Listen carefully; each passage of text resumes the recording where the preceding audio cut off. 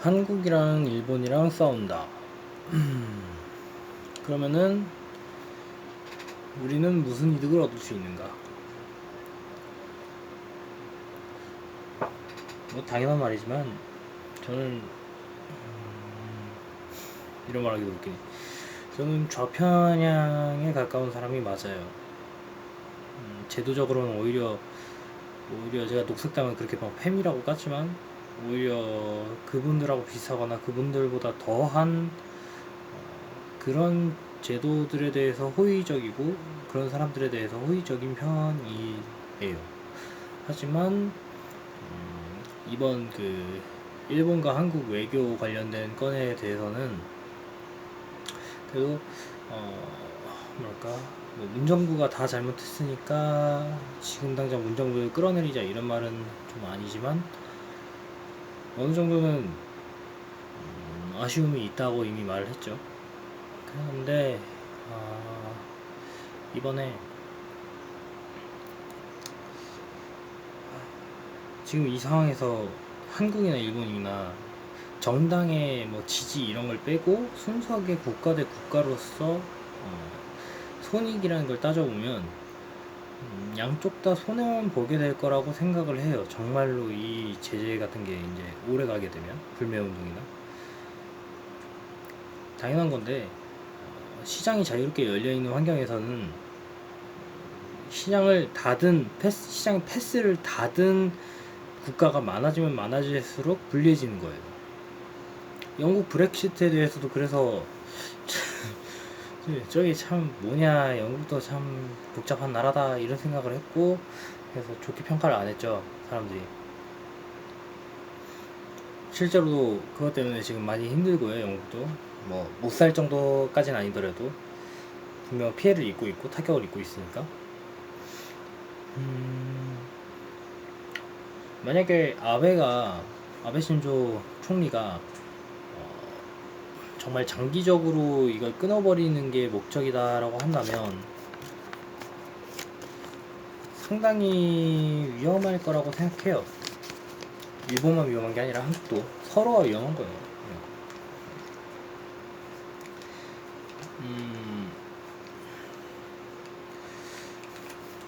그리고 제일 큰 이득을 보는 건 한국이랑 일본 바로 옆에 있으면서도 강대국인 중국이죠.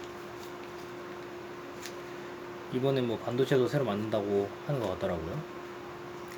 중국이 제일 큰 이득을 보고 일본이랑 한국이 서로 자승자박하면서 손해를 보고 뭐 미국은 이 사태에 대해서는 크게 관여를 안 하겠죠. 미국이 지금 초점을 맞추고 있는 건 북한이니까. 일본과 한국 간의 관계에 감나라 배나라를 지금 할 생각은 아마 없을 거예요. 직접 뭐 우리가 지금 전쟁을 하겠다 이런 게 아니라면. 다만 일본이 노림수가 과연 뭔가에 대해서는 참 저도 잘 모르겠어요. 어떤 분들은 뭐 미국에 묵인이 있었을 것이다 이렇게 생각하시는 분들도 있는데 저는 지금 현재 미일 관계가 그렇게 좋아 보이지는 않거든요. 그러니까 우파분들은 그냥 덮어놓고서 한국이 외교를 되게 못했고 일본과 미국은 혈맹이고 뭐 이렇게 생각을 하시는데 이분들이 참 신기하더라고.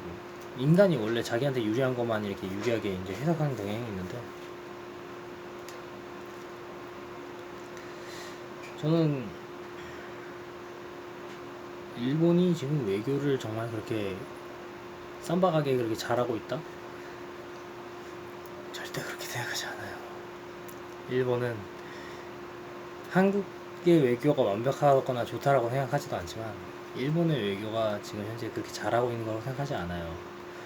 지금 이 한수는 북한의 땅끝 전략하고 배수진하고 크게 다를 거 없는 한수라고 생각하거든요.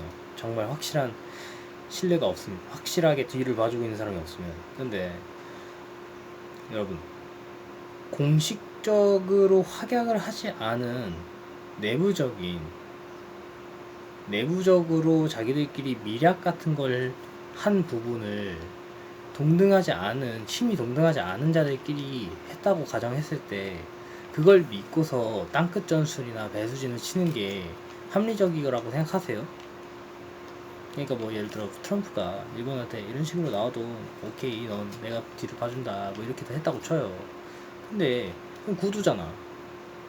뭐 비밀 협정 문서라도 만들었어? 만들었다고 해도 위조다 해버리면은 진짜 서로 난감해질 뿐인 거고, 그렇게 했을 때 일본이 뭐 미국에 대항하고 이런 건 없어요. 그러니까 강자와의 대화나 외교는 항상 꿇고 있어야 되는데, 동시에 그러니까 나쁜 인상을 주면 안 되지만 내가 손해보지 않도록 굉장히 극도로 조심해야 돼요. 뭐 마피아 나오는 물이나 뭐 조폭물이나 그런 거 아시잖아요. 약한 애들은 자기 방어수단을 만들려고 이것저것 하면서도 거슬리지 않게끔 조심조심해서 움직이죠. 뭐 무협지 같은 데도 나오잖아요. 국가 간도 마찬가지예요. 저는 아베 신조라는 분이 그런 걸 믿고서 움직인다는 거에는 동의하기 좀 힘들고, 나름의 계산이 많이 깔려 있긴 할 거지만 자기 내부적인 어떤 원인이나 이유가 있어서 그렇기 때문에 이런 방식을 추구하는 거지, 다른 외국에 의존해서 근거나 확신을 가지고서 지금 움직이고 있다고 생각하진 않아요. 그러니까 외국의 어떤 수반과의 대화가 됐다든지 이런 게 아니라 자기 내부적인 내부 정리를 위해서 하는 강경책이라고 생각이 들어요. 왜냐면 이게 너무 큰 도박이거든요. 지금 그러니까 아베 정부는 어마어마하게 큰 판돈을 건 거예요. 이게 도박 같은 면도 있거든. 외교라는 게 도박 같은 면도 있어. 판돈을 이렇게 걸었는데 과연 이득을 볼 수 있을지 손해를 볼지 이런 걸 모르겠고, 만약에 자기 정권이 안정적 이번에 연장이 된다고 한다면 저는 이거 장기적으로 갈까요? 과연? 물론 한국의 제스처도 중요해요. 그러니까 한국도 지금 이렇게 강경일변도로 지금 가는 게 좋지 않은 게, 어느 정도 이제 협의를 할 틈 같은 걸 줘야 되는데, 저는 그러니까 그렇게 생각해요. 김정은 그 우파분들이 이제 김정은에 대해서는 그렇게 챙겨주면서 왜 일본에 대해서 막 이렇게 나오냐 이렇게 말씀하시죠. 그 부분에 대해서 어느 정도 논의를 해요. 일본에 대해서도 어느 정도 여유를 줘야 돼요. 뭐냐면 그러니까 일본도 지금 어떻게 보면 발악 비슷한 거란 말이에요. 제가 봤을 때 뭔가 일이 잘 풀리지 않고 이러니까 이런 식으로 나오지, 일이 어느 정도 여유가 있고 여분의 뭔가 그 다른 길이 있었다면, 물론 뭐 다양한 분들이 그런 말씀하세요. 이건 진짜로 그 설계를 엄청나게 열심히 해가지고 오래 준비한 카드인 것 같다 이렇게 말씀하시는데, 오래 준비한 카드라고 해도 이게 극단적인 카드가 아니라는 건 아니에요. 굉장히 극단적인 카드란 말이에요. 그러면은 여기서 벗어날 탈출구 하나 정도는 만들어 줘야 얘네들이 극우 쪽으로 흐르는 걸 어느 정도 방지를 할 수 있거든요. 제 생각이에요. 근데 지금은 이거 너무 강하게 가고 있는 거 아닌가, 그런 걱정이 드네요. 참 이게 신기해요. 저는 그러니까 저는 북한하고, 그러니까 저는 입장이 그런, 제 생각은 그런 거예요. 북한하고 싸우지 않으려고 노력하는 거 나쁘지 않다라고 생각해요. 동시에 일본하고도 싸우지 않으려고 노력을 하면서 우리가 실익을 추구해야 된다고 생각하거든요. 그러니까 저는 우파들이 좌파 빨갱이들 쓸어버리자라는 거에도 동의를 못하겠고, 좌파 쪽에서 우파 친일파 새끼들을 모조리 쓸어버리자라는 것도 동의를 못하겠는 거예요. 저는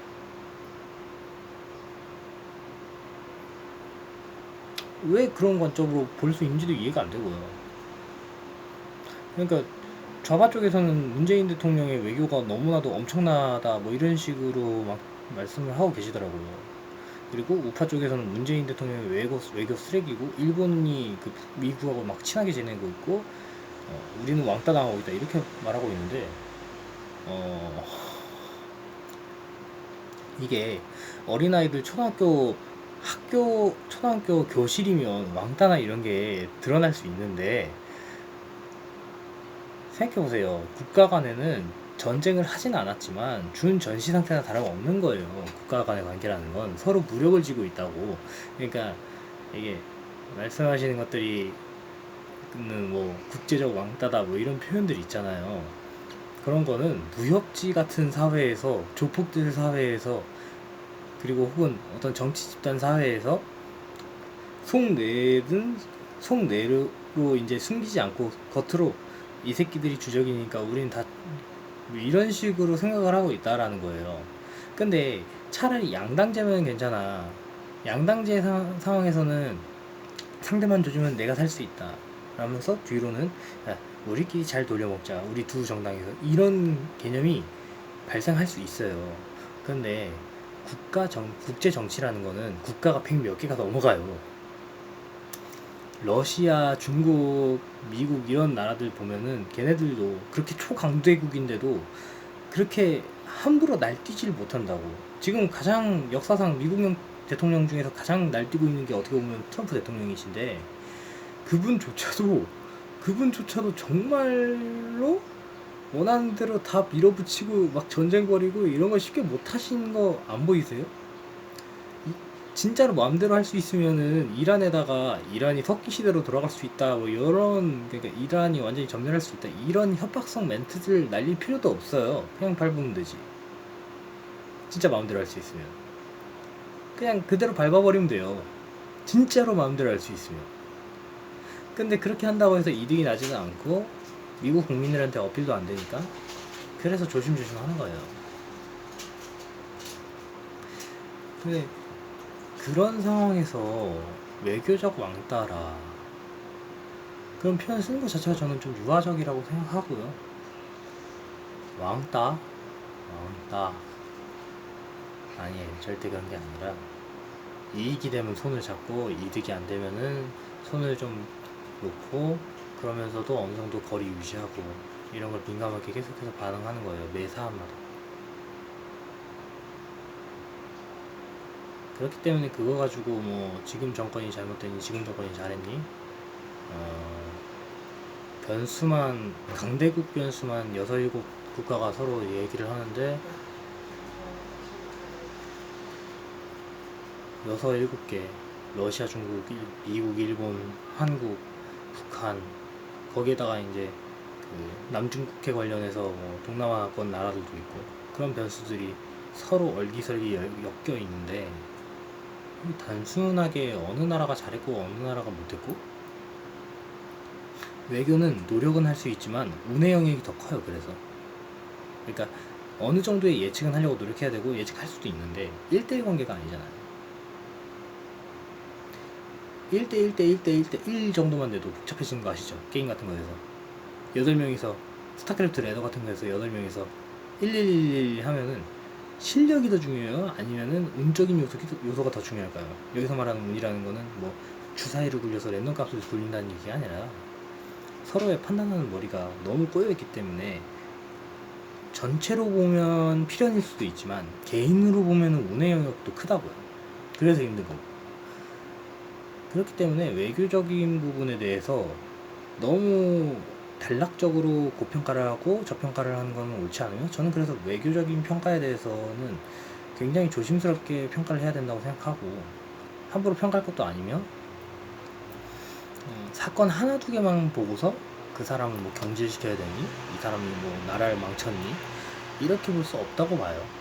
실제로 외교 잘했다는 사람들 중에서도 운빨로 외교 잘 된 분들도 적지 않을 거고요. 왜 좌우는 이렇게 하긴 단순한 게 편하니까 이해는 되네요. 네.